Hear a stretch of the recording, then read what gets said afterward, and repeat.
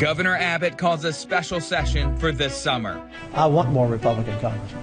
It may become a platform to shift more power to the GOP in Washington. Stop this silliness as it relates to redistricting. See, here's the thing. A Fort Worth representative is in studio to weigh in on what comes next. As I've said. Then, a Trump administration official steps down to run for Texas Attorney General. Aaron writes on how he plans to continue the current mission of the state's top cop. Deep integration with the Trump administration to advance the law and order and justice agenda here in Texas.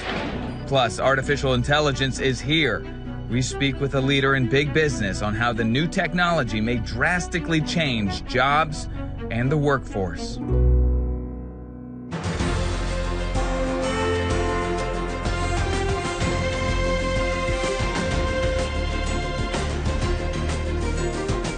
This is Lone Star Politics from NBC5 and the Dallas Morning News. Good Sunday morning. I'm Phil Prayson from NBC5. And I'm Gromer Jeffers, political writer with the Dallas Morning News. In less than 2 weeks, Texas lawmakers will be back in Austin. After vetoing 28 bills and signing more than 1,100 others into law, the governor called a special session to begin on July 21st. Governor Abbott wrote in part, Lieutenant Governor Dan Patrick, Speaker Dustin Burrows, and the Texas House and Senate worked hard to send critical legislation to my desk. This session has seen monumental success, but there is more we can do. For now, the call includes regulating THC products, how people prosecute human trafficking cases, and reforms to the judicial system.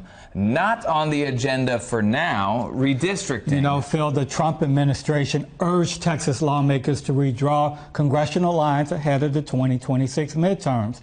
They aim to widen the GOP majority in the U.S. House now, just in case a Democratic surge in the November general election.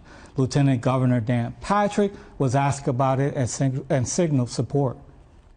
I'll just say that if we can pick up Republican seats in Texas to make Congress stronger after what the Democrats did to our country in the last 4 years, I want more Republican congressmen. Republicans currently hold 25 of the state's 38 seats in Congress. We saw something similar locally here in Tarrant County. For more on the upcoming special session, we're speaking with State Representative Nicole Collier. She's represented District 95, stretching across Tarrant County since 2013, including Forest Hill and major parts of Fort Worth. Representative Collier joins us this morning. Thanks for being here. Thank you for having me. Thanks for being here. Wow, it seems time has flown by. You've been in the ledge a long time now. But look, special session is coming up. It's not on a call yet, but we're widely anticipating congressional redistricting may be a topic down the line. What do you think about that? Will it happen? Are you expecting it? We're all hearing the same thing. We're hearing that redistricting is going to be on the call. There's a potential for it. The thing we were hearing is going to be from Houston. You know, it would be the members in Houston, Sylvester Turner's, the late Sylvester Turner's seat, right. Al Green's seat. But the issue with that is that it's not just those 2 seats. It would impact all 38 seats, because if you're going to do some shuffling, all of them are potentially up for change once that process starts. Yeah, of course, they're looking at the South Texas, also Rio Grande Valley, where Republicans have made some gains. Probably possibility up here in North Texas with Julie Johnson's seat, who knows. Incumbents will feel like the maps are already stretched to the max. Is that what you're hearing? I mean, we did redistricting. We just did redistricting. It's mid-year, mid-time for the redistricting. We have more time before we are supposed to go back and do it. They are only doing it to change the rule. They're doing it to change the outcome of the upcoming election. They want to basically rig it to where they can ensure that Republicans win. And so the only way you do that is if you redraw the lines to be in your favor. Yeah. So possibility of a Democratic walkout again is oh no, I mean, I haven't heard anything about that. I plan to, appear.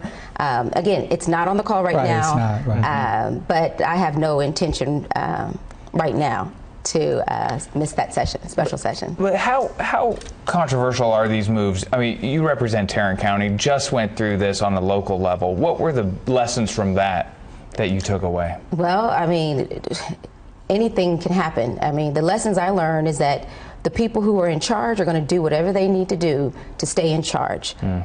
So that means that we need to show up in terms of voters. Voters need to show up and let their elected official know how they feel and where they stand on these issues.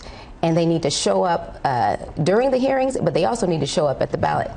The special session beginning on July 21st, it's called, one of the big ticket item is THC, and whether to ban it or to somewhat legalize and regulate it. Do you have a strong opinion on what the future of THC should be in the state? Yeah, well, I voted against that bill during the regular session. I felt like it went too far.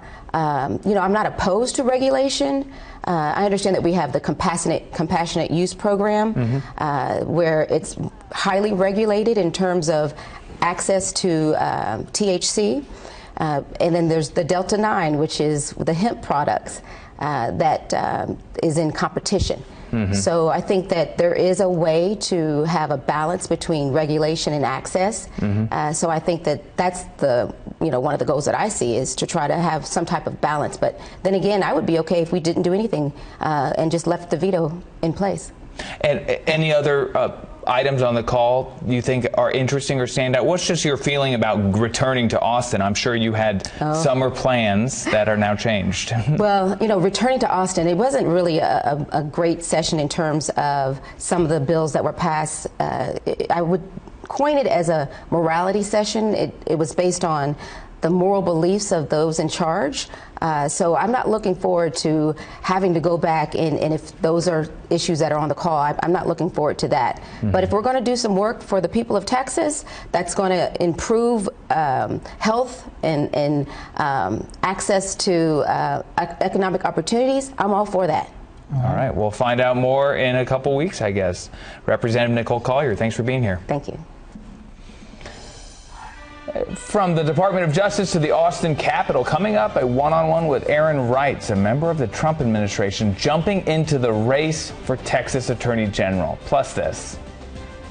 Think of AI as just a super assistant. Small businesses learn more about artificial intelligence, the potential impacts on consumers, ahead on Lone Star Politics.